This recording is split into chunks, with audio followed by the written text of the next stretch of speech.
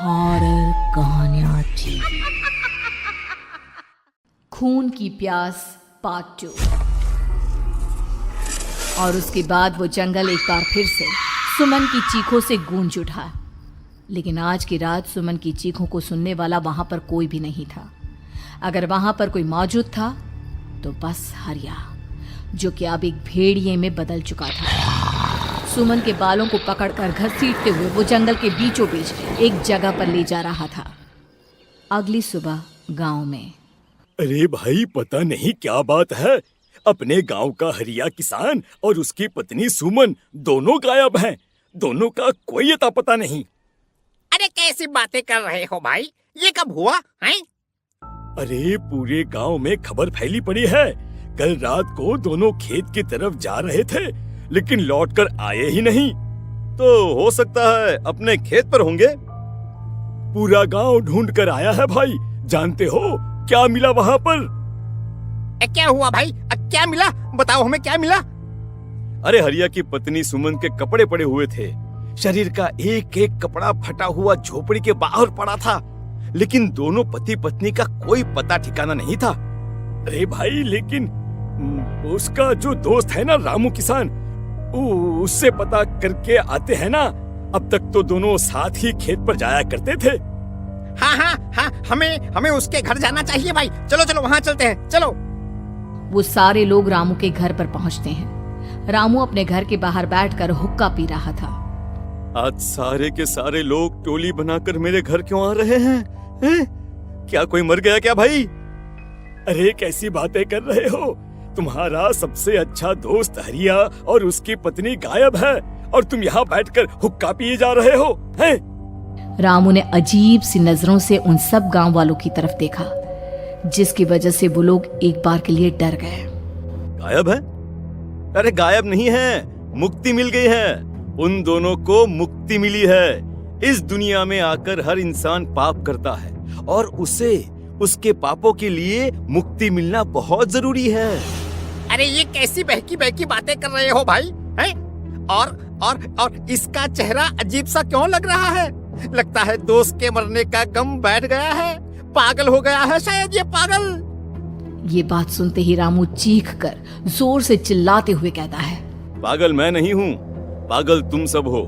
और ये शैतानी जंगल अब तुम में से किसी को नहीं छोड़ने वाला, सबको खा जाएगा। याद रखना मेरी बात। शैतानी जंगल? कैसा शैतानी जंगल? लगता है रामू पागल हो चुका है। हमें यहाँ से चलना चाहिए भाई। चलो। तभी रामू की पत्नी बाहर आती है। नहीं, आप लोग इनकी बात का बुरा मत मानिए। 2 दिन पहले हरिया के साथ खेत पर गए थे। जब से वहाँ से आए हैं तब से ऐसी ही बातें कर रहे हैं।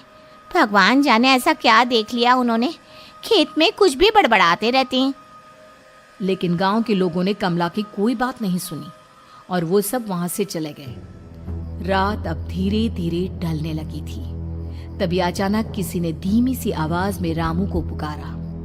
रामू, आ जाओ, मैं तुम्हारा इंतजार कर रहा हूँ। और सुनो, अपनी पत्नी को साथ लेकर आना, नहीं तो काम अधूरा रह जाएगा। ये आवाज सुनते ही रामू के चेहरे पर शैतानी मुस्कुराहट आ जाती है। वो धीमे कदमों से अपने घर के अंदर आता है। क्या हुआ? तबीयत ठीक है ना अब आपकी? मैं तुझे अपने साथ खेत पर ले जाने आया हूँ, चल। मैं तुम्हारे साथ कहीं नहीं जाने वाली। मुन्ना गहरी नींद में सो रहा है और उसे अकेला छोड़कर मैं तुम्हारे साथ खेत पर नहीं आ सकती। वैसे भी तुम्हारे उन खेतों में भगवान जाने कौन सा राक्षस घूम रहा है, मुझे तो डर लगता है। रामू गुस्से में दांत पीसता अपनी झोपड़ी से बाहर आ जाता है और कमला गहरी नींद में अपने बच्चे के साथ सो जाती है। तभी अचानक रात को रामू की झोपड़ी के ऊपर एक साया वही गाना गुनगुनाते हुए घूमने लगता है जो हरिया के मोबाइल में बजा करता था। मैं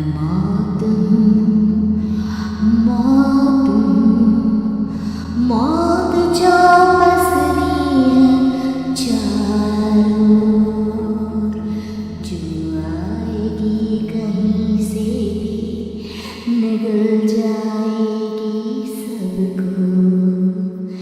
मैं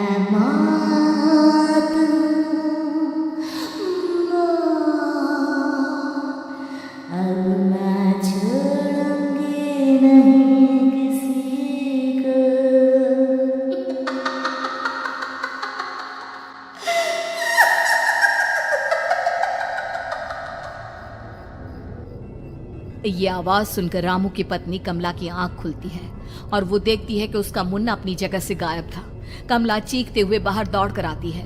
वहां पर उसने देखा कि रामू ने अपने बच्चे को झोपड़ी के बाहर एक पेड़ से उल्टा लटकाया हुआ था और उसका बच्चा चीख चीख कर रो रहा था। वहीं दूसरी तरफ एक साया बच्चे के ठीक नीचे आग जलाकर उसके चारों तरफ हैवानों की तरफ नाच रहा था। छोड़ दो मेरे बच्चे को। अरे क्या कर रहे हो तुम? शर्म नहीं आती तुम्हें अपने ही बच्चे को इस तरह मौत के हवाले करते हुए? अपना बच्चा? किसने कहा ये मेरा बच्चा है? अरे ये तो उस रामू की औलाद है, इस गांव के किसान रामू की, और मेरी दुश्मनी इस गांव के हर इंसान के साथ है। क्या कैसी बात कर रहे हो तुम? और ये औरत कौन है? ये मेरे बच्चे को खा जाएगी। तभी अचानक से उस साया ने एक बेहद खतरनाक दिखने वाली औरत का रूप ले लिया और उसकी आंखों से आग निकल रही थी। सही पहचाना तूने, मैं तेरे बच्चे को खा जाऊंगी। अगर तू अपनी इस हैवान पति रामू के साथ जंगल नहीं आए तो मैं तेरे बच्चे को खा जाऊंगी। लेकिन क्यों? आखिर क्या चाहती हो तुम मुझसे? मुझे जंगल क्यों ले जाना चाहती हो? औरत बुरी तरह से ठहाके मार मार कर जोर जोर से हंसने लगी और साथ में रामू भी। ये तो तुझे वहाँ चलने के बाद ही पता चलेगा ना। अगर तू नहीं आई तो थोड़ी देर में तेरा ये बच्चा आग में जलकर मर जाएगा। चल जल्दी। नहीं मेरे बच्चे को छोड़ दो। तुम जहाँ कहोगे मैं तुम्हारे साथ चलने के लिए तैयार हूँ। और उसके बाद उस बच्चे को झोपड़ी में लिटाकर आगे आगे वो साया चल रहा था और उसके पीछे पीछे रामू अपनी पत्नी के बाल पकड़कर उसे घसीटते हुए जंगल की तरफ ले गया। जंगल में जाने के बाद, कितनी खूबसूरत हो तुम। आज की रात बस तुम और मैं एक दूसरे के साथ रहेंगे। मुझे तुमसे बहुत डर लग रहा है। तुम्हें क्या हो गया है? तुम तो बिल्कुल ठीक थे। वो होगा जो हमारे बीच होना चाहिए। तो आओ अपने आप को मेरे हवाले कर दो। कमला ने डर की वजह से अपनी दोनों आंखें कसकर बंद कर ली थी। रामू ने बुरी तरह से चीख कर कमला से कहा, आंखें खोलो अपनी और मेरी तरफ देखो। कमला ने जैसे ही अपनी आंखें खोली उसने देखा कि रामू एक खतरनाक खूनी हैवान में बदल चुका था। कौन हो तुम? जाने दो मुझे। क्या चाहते हो मुझसे? वही जो एक आदमी एक औरत से चाहता है। मैं तुम्हारा पति रामू नहीं, बल्कि इस जंगल का एक भेड़िया हूँ, और आज की रात तुम्हारे खून से अपनी प्यास बुझा जाऊं। और उसके बाद वो जंगल कमला की दर्दनाक चीखों से गूंज उठा। अगली सुबह कमला के कपड़े भी जंगल में उसी तरह पाए गए जैसे कि सुमन के पाए गए थे। इस घटना के बाद पूरे गांव में दहशत का माहौल था। अपने माँ बाप की मौत और गांव में हो रहे इस तरह की घटनाओं की खबर सुनकर किशन शहर से गांव लौट आया था। अपने माँ बाप की बेदर्द मौत की वजह से वो बहुत परेशान था। तभी अचानक उसे अपने घर में खाट के नीचे पड़ा हुआ वो मोबाइल फोन मिला जो उसने अपने पापा हरिया को गिफ्ट किया था।